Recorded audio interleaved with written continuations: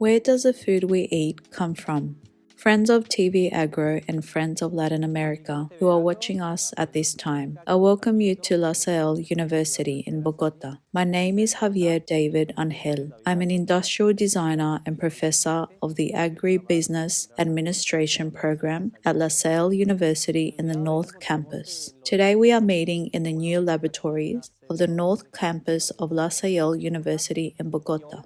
Today I want to comment on a topic of great importance for all our farmers, not only in Colombia, but also in Latin America and Latin America.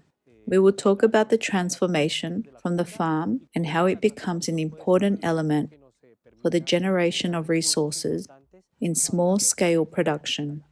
So let's tell you all about it.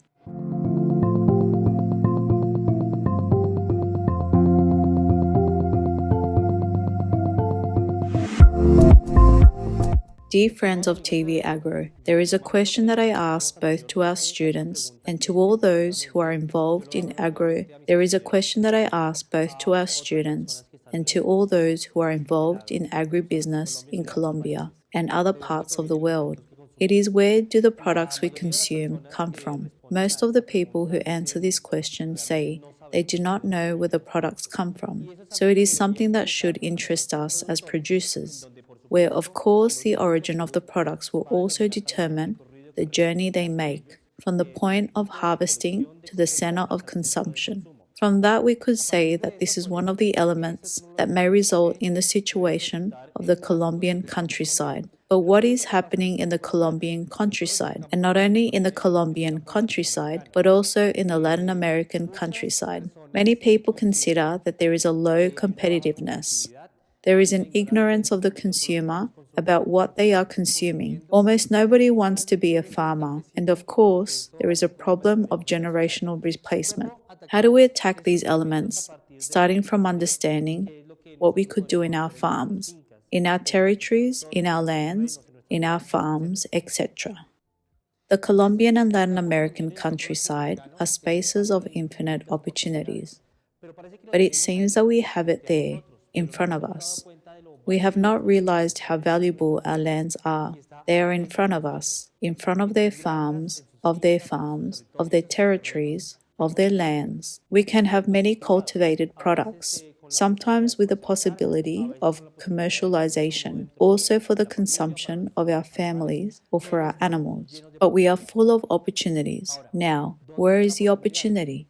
Sometimes when we say, I want to generate potato snacks or not, some cassava snacks, some snacks of any other type of product, or a jam, etc.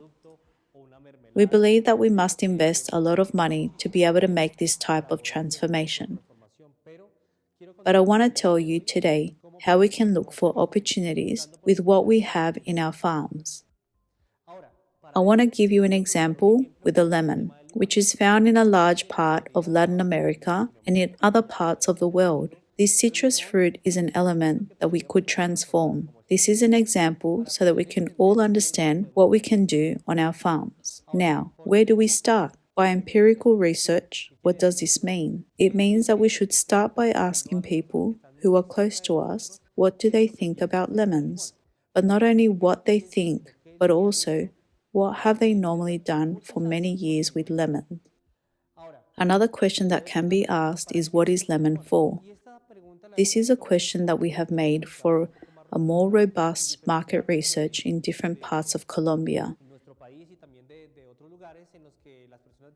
and also in other places where people say lemon is used to prepare juice, lemon is used to heal wounds, lemon is used to place as a preservative for some meals, and so on. But what is lemon used for? Lemon has different types of uses, such as nutritional, medicinal, aesthetic, among others. For example, I'm going to tell you this as an anecdote. A long time ago, when I was around 8 or 10 years old, my grandfather, after cutting my hair, used to comb my hair and apply lemon on my hair to replace the fixing gel. So that was one of the uses we gave to lemon. Now you in your homes, in your farms, in your lands, in your farms, you may also be thinking, What other uses lemon have? Regarding the nutritional uses, possibly we think that lemon nourishes, and lemon nourishes us from vitamin C. This vitamin is one of countless components that this fruit has. It also serves us for medicinal or aesthetic uses. For example, a medicinal use can be that lemon helps us to improve our digestion and to generate antioxidants to prevent some type of cancer, etc. So lemon can lead us to many elements that we can transform. Who did we ask to conduct this research? We asked our grandparents and great-grandparents. They might tell us some of the uses they used lemon years ago. And those little stories lead us to understand how lemon was used in the past and will allow us to develop recipes or uses at this time. Our parents, relatives, friends, among others, can help us understand those uses we have applied in our homes, restaurants, etc. Now, how do we transform it? What can I do in my house if I don't have a big machinery, investments, or money to be able to buy some utensils? This is an important element for all of us. What do we have at home? We have a blender, possibly a strainer, pots, refrigerator or fridge, bottles, knives, juicer, among other utensils that we have in our home. These elements can help us to start transforming the lemon. Something fundamental is that we must work under food safety standards so that those elements that we are transforming are well done. In your countries and here in Colombia, there are organizations that provide us with very simple courses in food safety, of course. I recommend you to participate in these resources. You may ask, where have we developed this? There is an example here in Colombia that I would like to mention, and it is the municipality of Dibula. There we will work with different organizations in cocoa, avocado, yam, fig, pineapple, and sugarcane. With different cooperatives and associations, we have been in charge of seeing what we have in our homes. How can we transform our products? And how can we start marketing them? I can tell you that in the municipality of Dibula, in the township of Minguio, there are many hotels and restaurants in the area because it is a highly touristic area. This is an example of how we can start transforming cocoa into chocolate bars in an artisanal way, of course. Remember that safety is very important, and this process not only of preparation, but also of packaging in a proper way. We can take it to different restaurants and hotels that are in the area so that they can buy local products. What is important about all of this is that you will start to receive additional income, which not only has to do with the marketing of fresh products, but also with the transformation of products. Cocoa is an example, but we can also transform avocado, pineapple, yam, fig, sugarcane, among others. With small-scale productions, we can develop different types of products that can be interesting. In the first instance, so that these products do not have to be transported for long periods on the different land, sea, or air routes. So if we commercialize them in short periods of displacement, the product will achieve a better quality.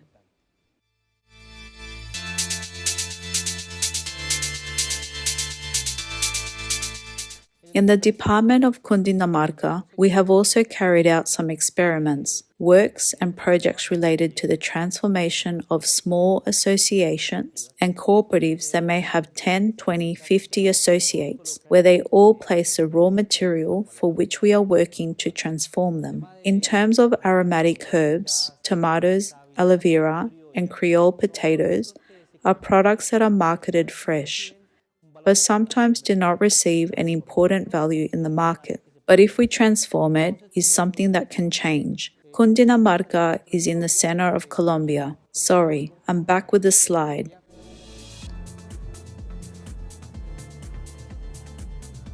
In the department of Willa, we have worked with sugarcane, panela producers, and we have also developed agglomerates based on what is left over from the sugarcane. This is a process that can be developed by you directly in your farms and associations, where of course by trying in an empirical way with what you have in your farms and in your kitchens. And you can generate new materials, and that is what we did with the sugarcane. A chipboard is a kind of wood which we can use to make different types of furniture, toys, or some other elements that can be important for different types of industry.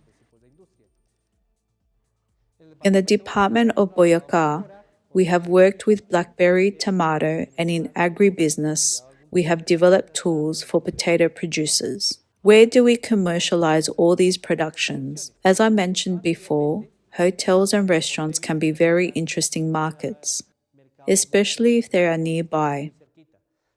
Surely these hotels or restaurants make their purchases in central supply centers that are located in major cities or larger towns, which involves long trips. Remember to always keep in mind the issue of safety, as this will allow us to expand our commercial industry. And why not? We can also take it to grocery stores and or neighborhood stores. In other words, we'll be able to market them properly.